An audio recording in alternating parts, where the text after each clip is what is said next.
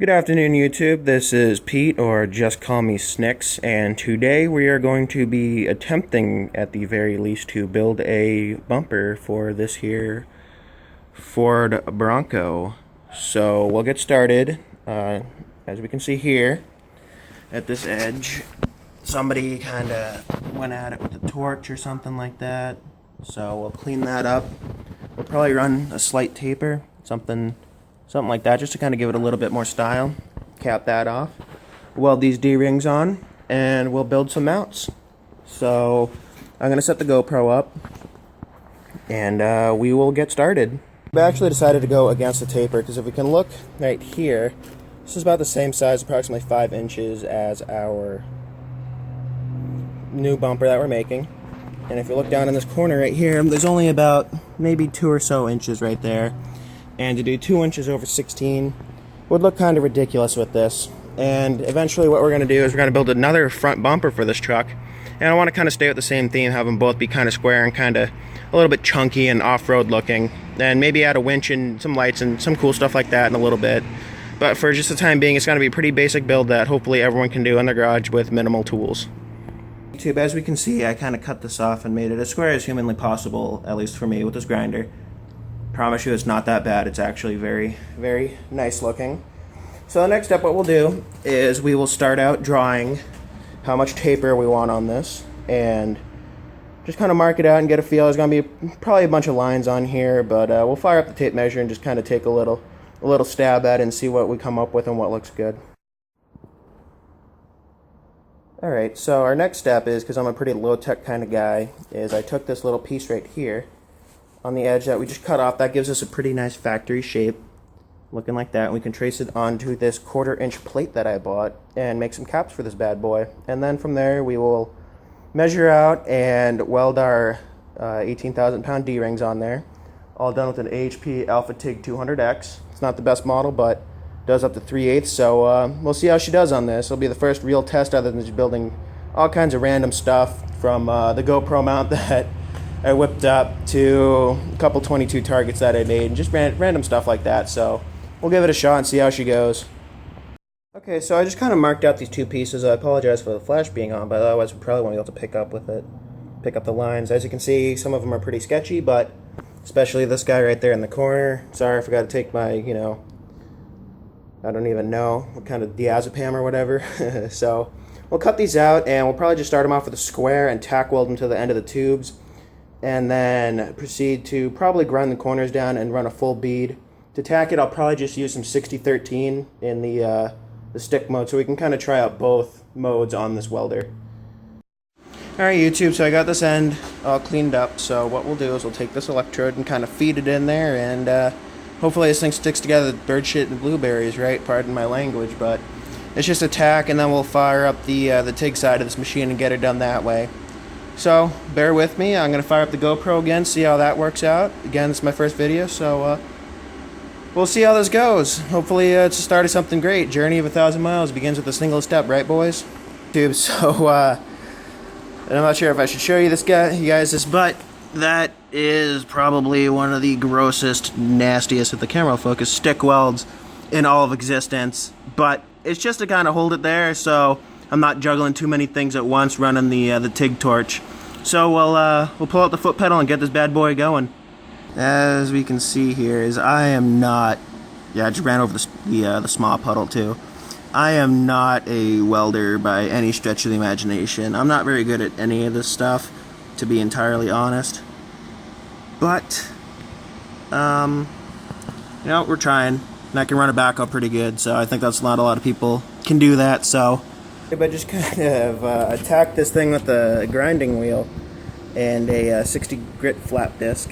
Obviously, like right here, there's some imperfections that I still need to grind out. However, it looks alright for the time being. I got a whole bunch of other flat discs that we'll throw at it and kind of buffer out a little bit and make it look like someone who actually knew what they're doing made it. So what we'll do next is we will measure out and mark this piece where we want to put our D-ring. So stay tuned for that. Give me a couple minutes, and then maybe we'll weld these bad boys on there and start making a bumper. Alright YouTube, so I kind of measured it out. I went 19 inches from both sides, so it gives about 18 or so, some odd inches between that and the mount on the truck. Now, some of you may be thinking, well, why did he do this? That's just going to bend the ever-living daylights out of this piece of tubing. Well, I looked at the frame of the truck and maybe not 18 inches, maybe like 12. Okay, it looks alright. I mean, it's nothing like Jimmy DeResta or Chucky 2009 or any of those pretty much gods of fabricating would call their own, but it'll be good enough for who it's for. I think is the way that we should look at this project. It's good enough for me. So yeah, we'll probably not going to videotape anything on the other side because it's just doing this, capping the end off as you can see and welding the D-ring on. I might mix up a couple different welding angles and stuff like that just to kind of give something for you guys to critique and rip on a little bit. So I'm going to cut the other piece out of that nice 1/4-inch plate right there I got from our good friends over at Cohen Steel. So yeah, that's about it for now. Maybe later, I want to, yeah.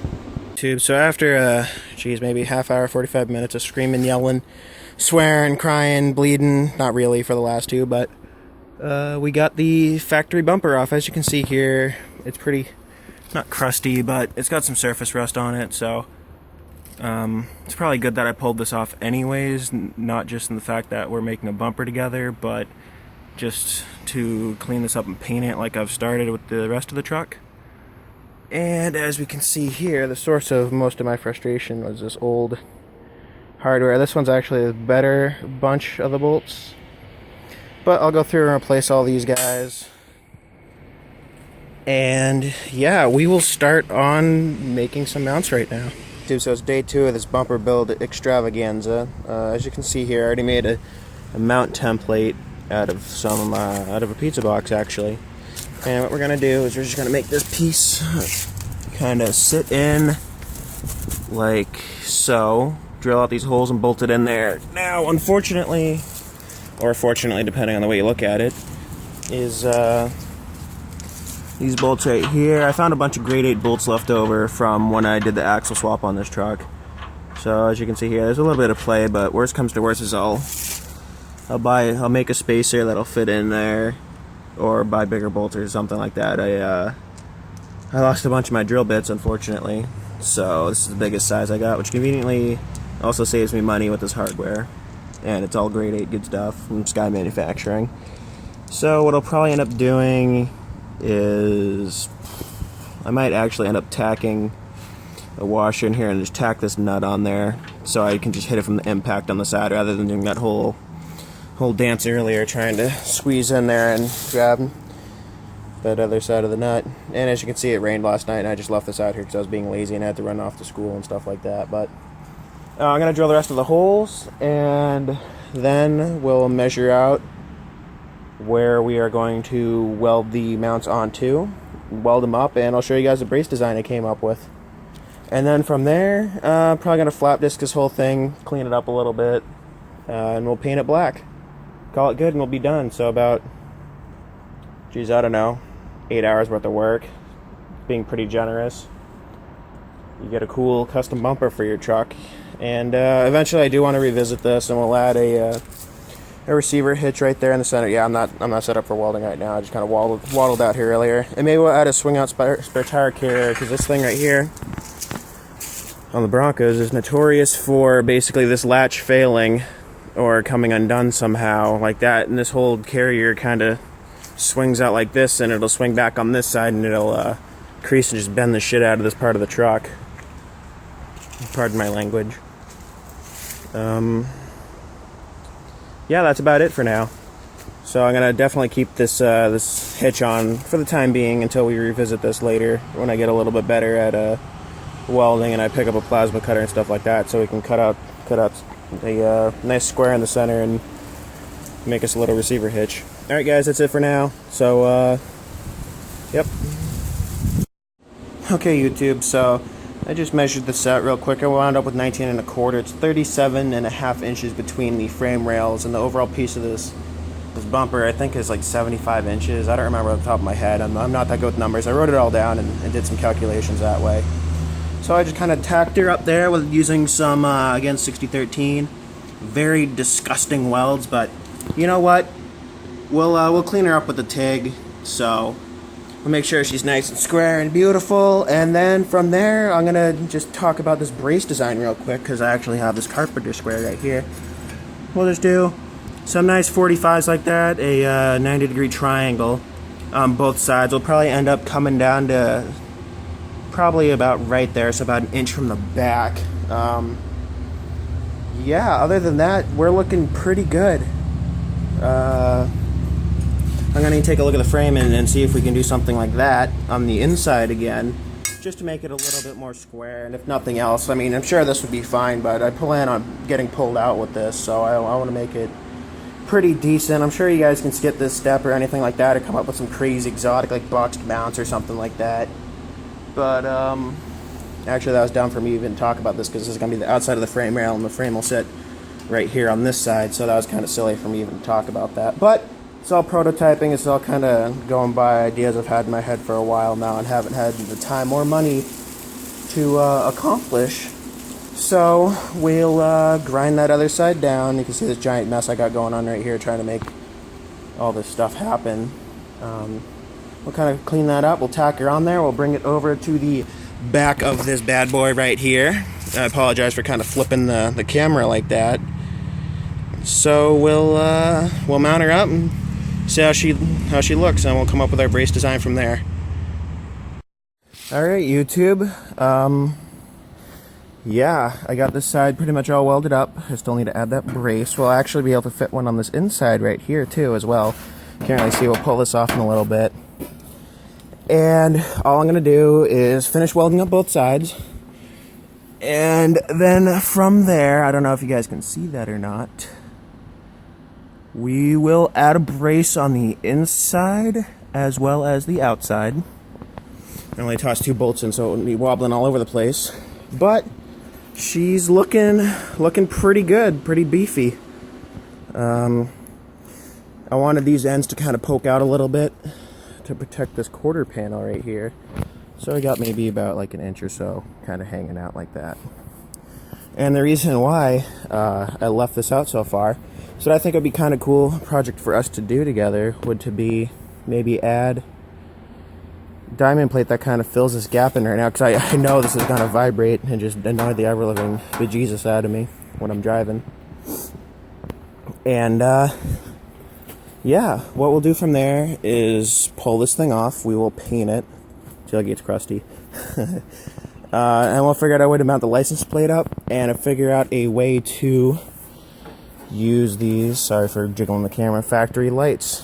What we may end up doing is actually just cutting this off and splicing something in a little bit longer. I was kind of thinking about adding the license plate maybe like over in this corner so it's out of the way and it won't really get caught up or bent on anything. I don't really have any ideas for that right now, but for the time being we'll finish welding this guy up. I'll flat bisque this whole thing, and we'll just clean it up, add our braces, and we'll be good to go from there forward. Work on maybe filling that top piece in, and eventually when I kind of get my life together a little bit more, what we'll do is we'll take this spare tire rack mount off. Little trivia fact, first thing I ever made metalworking wise was this, other than some beads on some steel.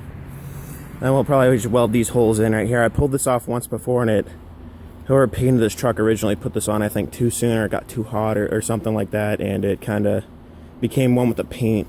But this truck's going to get some paint and body work done to it next year, so we'll probably just go to AutoZone or something and find some paint that kind of blends in a little bit. We'll Bondo it out, make it look all nice and smooth and beautiful.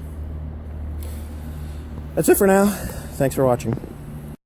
Alright guys, we got the brackets all welded up, and I haven't TIG welded in a couple of days, and quite frankly they turned out looking pretty ugly, but they're square and they should be strong.